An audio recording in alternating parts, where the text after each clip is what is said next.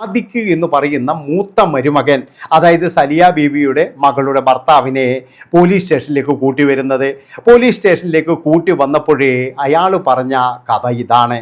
അതായത് വർഷങ്ങൾക്ക് മുമ്പ് അവിടെ ഒരു സ്ത്രീയെ കൊലപ്പെടുത്തിയിട്ട് കുഴിച്ചു മൂടിയിട്ടുണ്ട്.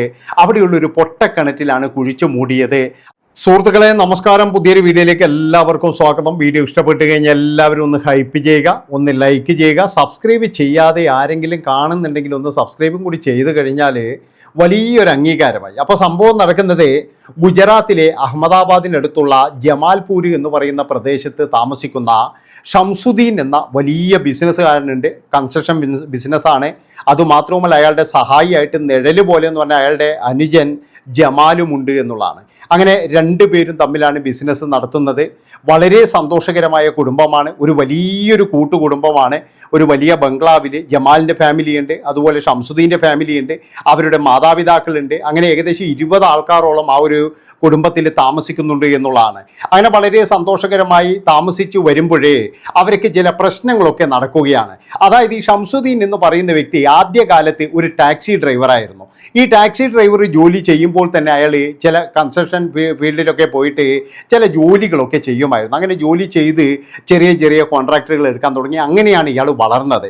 അങ്ങനെ വളർന്നു കഴിഞ്ഞതിന് ശേഷം എന്ന് പറഞ്ഞാൽ പിന്നീട് തിരിഞ്ഞു നോക്കേണ്ടി വന്നിട്ടില്ല. 2010 ആകുമ്പോഴാണ് ഈ ഒരു പ്രശ്നം വരാൻ തുടങ്ങിയത്. എന്താണെന്ന് വെച്ച് കഴിഞ്ഞാൽ ബംഗ്ലാവിൽ എന്തോ ഒരു അസ്വസ്ഥത, അതായത് ഒരു നെഗറ്റീവ് എനർജി, ആരുടെയോ ഒരു സാന്നിധ്യം. അതൊരു സ്ത്രീ ശബ്ദത്തിൽ ചില സമയങ്ങളിലൊക്കെ സംസാരിക്കുന്നുണ്ട്. നിന്നെ ഞാൻ വെറുതെ വിടില്ല എന്നൊക്കെ ഷംസുദ്ദീൻ്റെ ചെവിയിൽ വന്ന് പറയുന്നത് പോലെ അയാൾക്ക് കൃത്യമായിട്ട് ജോലി ചെയ്യാൻ വരെ കഴിയുന്നില്ല. ഒരു മാനസിക സംഘർഷത്തിലായി. അതായത് ഒന്ന് ടോയ്ലറ്റ് പോകാൻ കഴിയുന്നില്ല, വെളിയിൽ പോകാൻ കഴിയുന്നില്ല, വണ്ടിയിൽ യാത്ര ചെയ്യുമ്പോൾ ഇയാളെ ശല്യപ്പെടുത്തുന്നു. അങ്ങനെ പല തരത്തിലും രഹസ്യമായിട്ട് ഇയാൾ പോയിട്ട് ചില സ്വാമിമാരെ കണ്ടു, അതുപോലെ തന്നെ ഉസ്താദുമാരെ കണ്ടു. അവരോടൊക്കെ പറഞ്ഞു വീട്ടിൽ വന്നിട്ടൊരു പൂജ ചെയ്യരുത്, എന്തെങ്കിലും ഉണ്ടെങ്കിൽ ഇവിടെ വെച്ച് ചെയ്താൽ മതി എന്ന് പറഞ്ഞ് ചില തകിടുകളും കാര്യങ്ങളൊക്കെ അവിടെ ഇവിടെയൊക്കെ കുഴിച്ചിടാൻ വേണ്ടിയിട്ട് ചില ആൾക്കാർ കൊടുക്കുകയും അതിലൊക്കെ നല്ല പൈസ അവരടിച്ചു മാറ്റുകയും ചെയ്തു. അങ്ങനെ കുറേ നാൾ കഴിഞ്ഞപ്പോഴേ അനുജനായ ജമാലിനോട് പറഞ്ഞു ഇങ്ങനെയൊരു സംഭവമുണ്ട്, എന്താണെന്നറിയില്ല, അതായത് എൻ്റെ പുറകിൽ നിന്നും ഒരാൾ മാറുന്നില്ല. ഇത് പറഞ്ഞപ്പോഴാണ് ജമാൽ പറയുന്നത്, എൻ്റെ പൊന്നു ചേട്ടാ, അതായത് എനിക്കും ഇതേ അനുഭവം തന്നെയാണ്. ഞാൻ ആരോടും പറഞ്ഞിട്ടില്ല. ജ്യേഷ്ഠനും ഫാമിലിയും അതുപോലെ എൻ്റെ ഫാമിലിയും പേടിക്കണ്ട എന്ന് കരുതിയിട്ട് ഞാനിത് കുറേ നാളായിട്ട് മറച്ചു വെക്കുകയാണ്. അതായത് ഒരു സ്ത്രീ രൂപം വന്നിട്ട് എന്നെ ഭയങ്കരമായിട്ട് ശല്യപ്പെടുത്തുന്നു.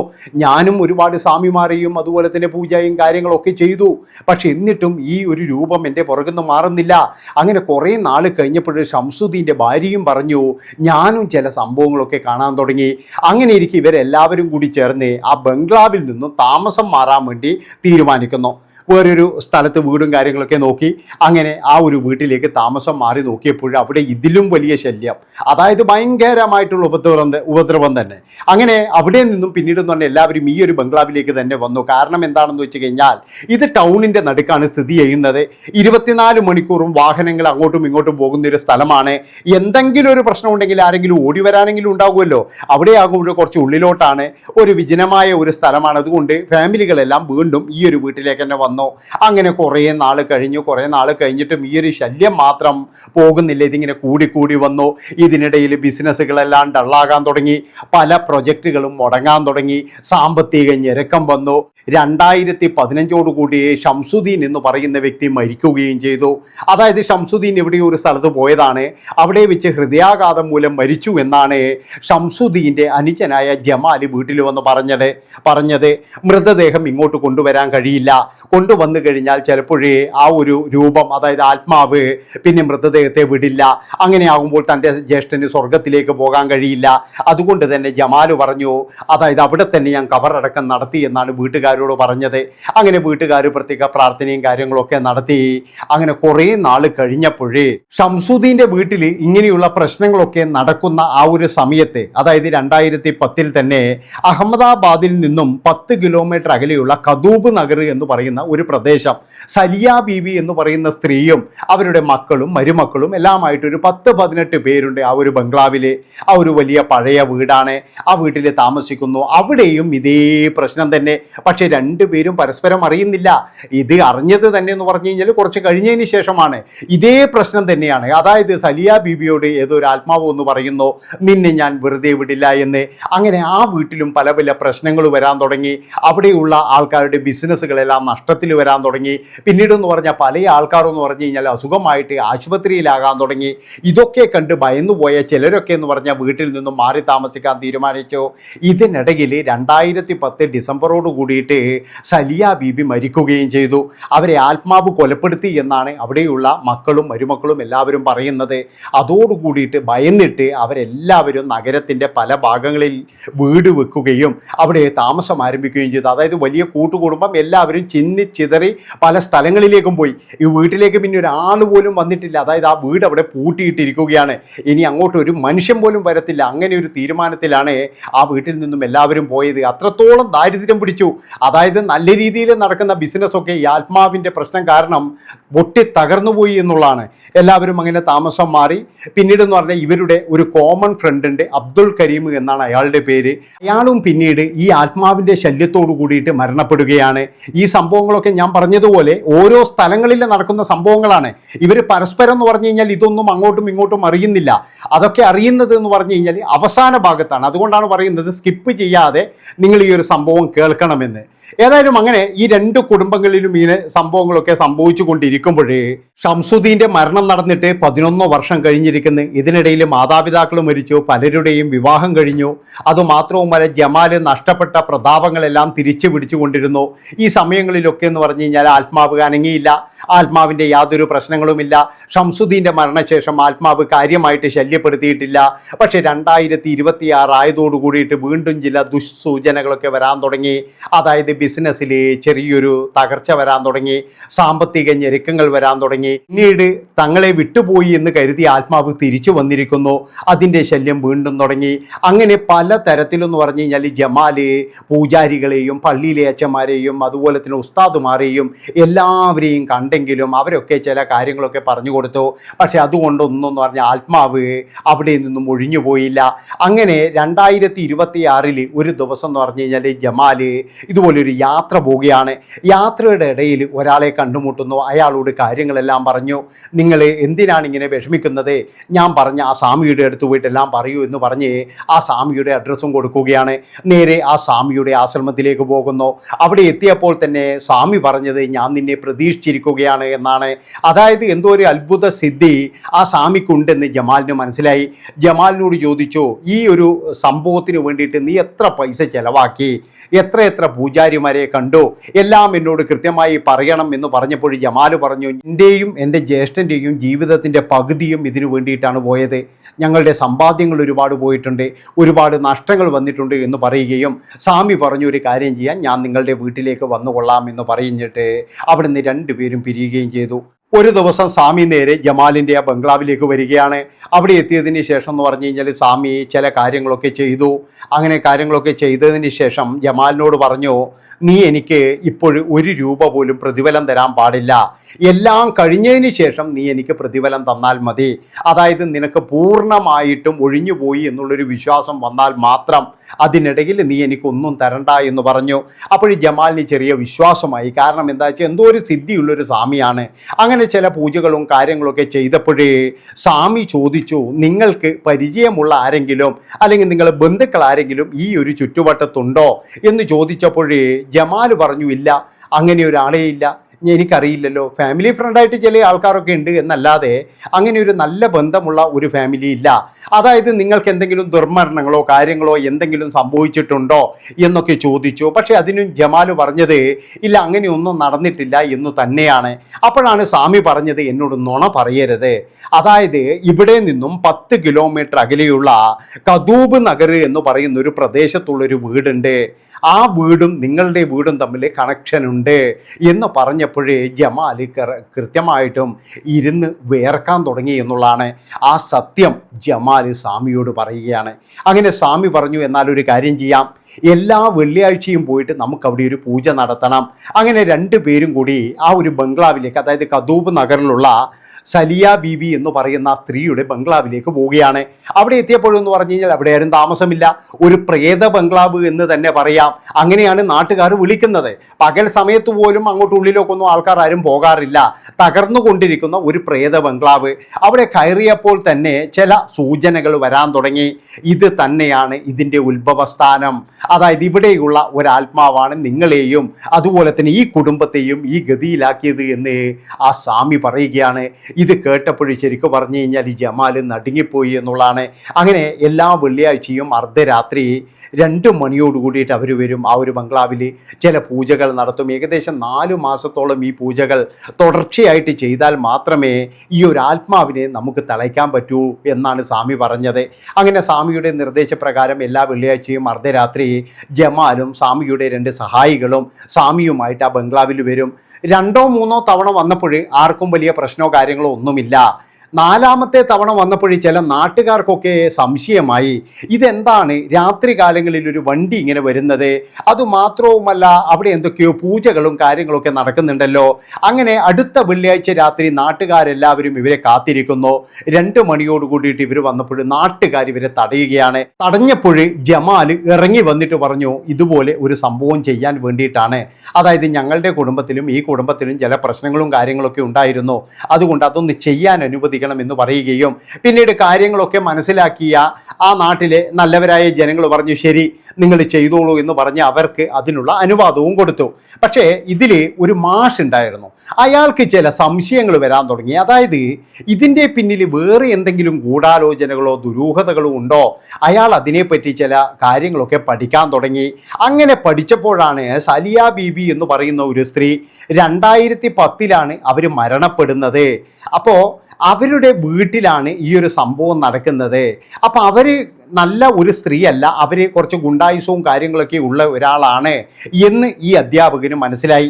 ഇദ്ദേഹം നേരെ തൻ്റെ സുഹൃത്തായ ഒരു പോലീസ് ഓഫീസറോട് പറഞ്ഞു, ഇതുപോലെ സലിയ ബീബി എന്ന് പറയുന്ന ഒരു സ്ത്രീ, അവരുടെ വീട്ടിൽ ഇപ്പോൾ ആരും താമസമില്ല, അവർ മരിച്ചു, അവരുടെ മക്കളും മരുമക്കളൊക്കെ വേറെ ഏതോ സ്ഥലത്താണ്, അവിടെ എന്തൊക്കെയോ ദുരൂഹതകളുണ്ട്, നീ ഒന്ന് രഹസ്യമായിട്ട് അന്വേഷിക്കണമെന്ന് ഈ വ്യക്തി നേരെ തൻ്റെ ഉയർന്ന ഉദ്യോഗസ്ഥനോട് വിവരം പറഞ്ഞു.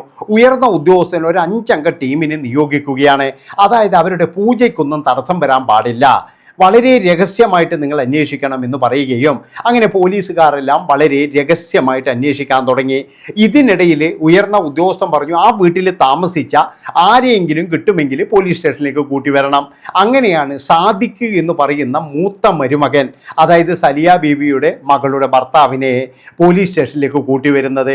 പോലീസ് സ്റ്റേഷനിലേക്ക് കൂട്ടി വന്നപ്പോഴേ അയാൾ പറഞ്ഞ കഥ ഇതാണ്. അതായത് വർഷങ്ങൾക്ക് മുമ്പ് അവിടെ ഒരു സ്ത്രീയെ കൊലപ്പെടുത്തിയിട്ട് കുഴിച്ചു മൂടിയിട്ടുണ്ട്. അവിടെയുള്ളൊരു പൊട്ടക്കിണറ്റിലാണ് കുഴിച്ചു മൂടിയത്.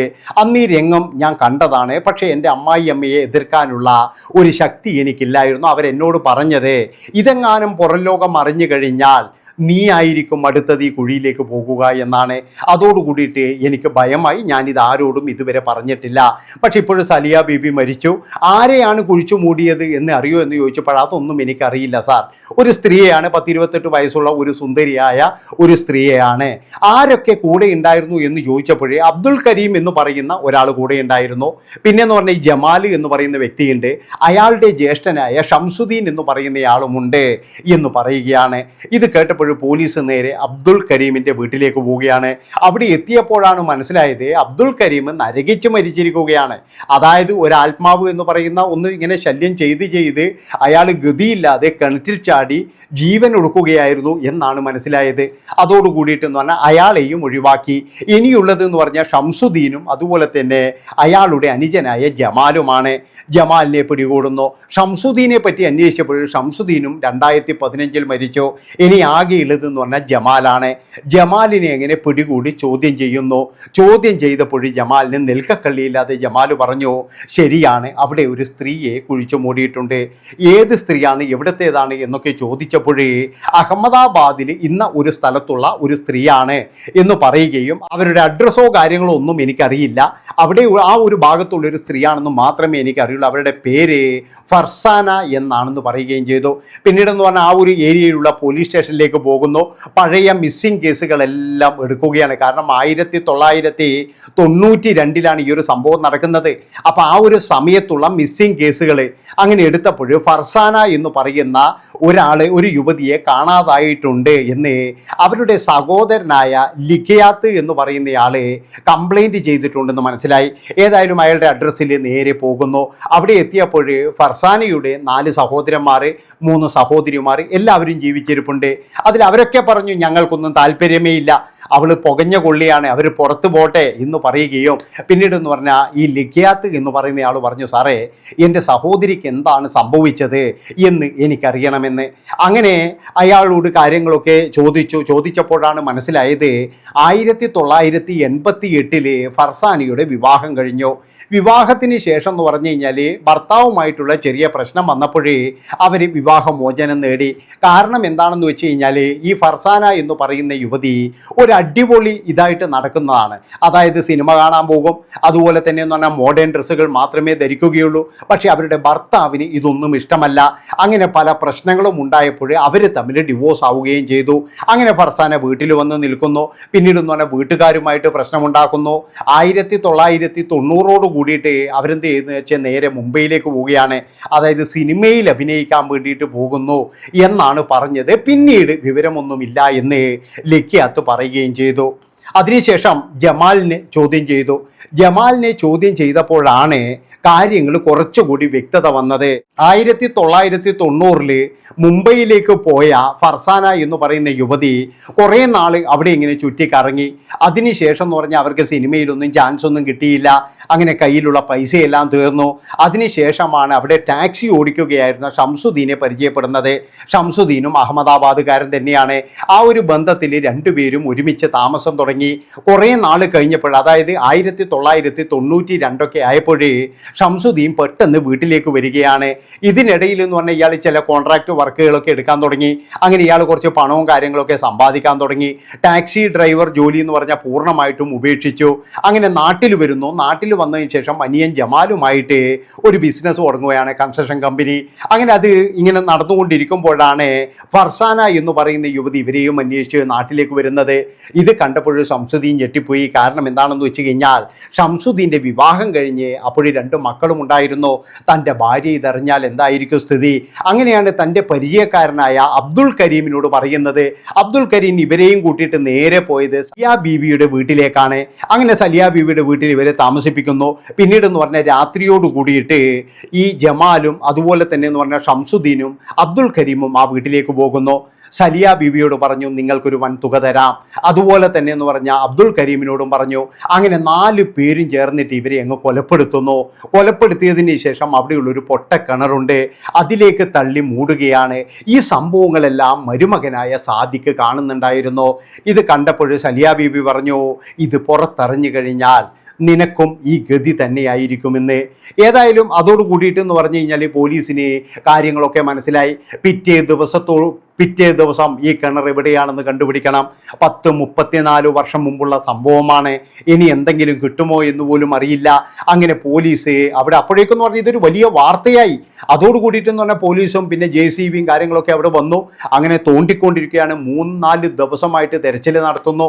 അങ്ങനെ അവസാനം ആ കിണർ കണ്ടുപിടിച്ചു. കിണർ കണ്ടുപിടിച്ചപ്പോൾ 45ഓളം അസ്ഥിയുടെ ഭാഗങ്ങൾ കിട്ടുന്നു. ആ ഭാഗങ്ങളെല്ലാം നോക്കിയപ്പോൾ ഒരു സ്ത്രീയുടേത് തന്നെയാണ്. 28 വയസ്സോളം പ്രായമുള്ള സ്ത്രീയുടേതാണ്. പിന്നീട് അവരുടെ സഹോദരൻ്റെ DNA മാച്ച് ചെയ്യുന്നുണ്ടോ എന്നുള്ള പരിശോധന നടത്തുന്നു. അങ്ങനെ ആ പരിശോധനയിൽ അത് മാച്ച് ചെയ്യുന്നു എന്ന് മനസ്സിലായി. പിന്നീട് ഈ സഹോദരൻ ഈ മൃതദേഹ അവശിഷ്ടങ്ങളെ അത് ഏറ്റുവാങ്ങിക്കുകയും അത് സംസ്കരിക്കുകയും ചെയ്തു. അതുമാത്രവുമല്ല, ഇതിലെന്ന് പറഞ്ഞാൽ ഇപ്പോഴും ജമാൽ എന്ന് പറയുന്ന ഒരു വ്യക്തി മാത്രമാണ് ജീവിച്ചിരിക്കുന്നത്. ജമാലിനെ പോലീസ് പിന്നീട് അറസ്റ്റ് ചെയ്യുന്നു. അറസ്റ്റ് ചെയ്തപ്പോൾ മറ്റൊരു ട്വിസ്റ്റും കൂടി വരികയാണ്. എന്താണെന്ന് വെച്ച് കഴിഞ്ഞാൽ ഷംസുദ്ദീൻ മരിച്ചിട്ടില്ല. അയാൾ അയാൾ 2015 ആത്മാവിൻ്റെ ശല്യം കാരണം നാട് വിട്ടു പോവുകയാണ് ചെയ്തത്. നാട് വിട്ടു പോയത് രാജസ്ഥാനിലെ ജയ്പൂർ എന്ന് പറയുന്ന സ്ഥലത്താണ്. അവിടെ അയാൾ ഇത്രയും കാലമായിട്ട് രഹസ്യമായിട്ട് ടാക്സി ഓടിച്ച് ജീവിക്കുകയാണ്. അത് കൃത്യമായിട്ടും അറിയാവുന്ന ഏക വ്യക്തി എന്ന് പറഞ്ഞു കഴിഞ്ഞാൽ ഈ ജമാൽ മാത്രമാണ്. ജമാലാണെങ്കിൽ ഈ കാര്യങ്ങളൊന്നും വീട്ടുകാരോട് പോലും പറഞ്ഞില്ല. അതുമാത്രവുമല്ല, ഇവരുടെ അച്ഛനും അമ്മയും മരിച്ചപ്പോൾ കൂടി ഷംസുദ്ദീൻ നാട്ടിൽ വന്നില്ല. ഇത് കേട്ടപ്പോൾ ഷംസുദ്ദീൻ്റെ ഭാര്യ വരെ ഞെട്ടിപ്പോയി എന്നുള്ളതാണ്. അതായത് ഇത്രയും വർഷം 11 വർഷമായിട്ടും തൻ്റെ ഭർത്താവ് മരിച്ചു എന്നാണ് താൻ കരുതിയത്. പക്ഷെ അദ്ദേഹം ജീവിച്ചിരിക്കുന്നു. ഇപ്പോഴേ ഷംസുദ്ദീനും ജമാലും ജയിലിലാണ്. അതുമാത്രവുമല്ല, ഇത് ഇന്ത്യ മാത്രമല്ല, ലോകം മുഴുവൻ എന്ന് പറഞ്ഞു കഴിഞ്ഞാൽ ഈ ഒരു കേസ് ഇപ്പോഴും ചർച്ച ചെയ്തുകൊണ്ടിരിക്കുകയാണ്. അതായത് ഈ ആത്മാവ് വന്നത് ഈ കേസിന് തുമ്പുണ്ടാക്കാൻ വേണ്ടിയിട്ടാണ്.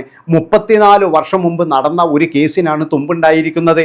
അതായത് ഒരു ആത്മാവിൻ്റെ ശല്യം കാരണം പൂജയ്ക്ക് വന്ന ആ ഒരു പൂജാരിയിലും പിന്നെന്ന് പറഞ്ഞാൽ ആ ഒരു വ്യക്തിയിലും ഒരു അധ്യാപകന് തോന്നിയ സംശയം, അതാണ് മനസ്സിലാക്കേണ്ടത്. ഇത്രയും പറഞ്ഞുകൊണ്ട് ഈ ഒരു വീഡിയോ വിളിച്ച് വൈൻഡപ്പ് ചെയ്യാണ്. ഇഷ്ടപ്പെട്ട് കഴിഞ്ഞാൽ സബ്സ്ക്രൈബ് ചെയ്യാൻ മറക്കല്ലേ. നന്ദി, നമസ്കാരം.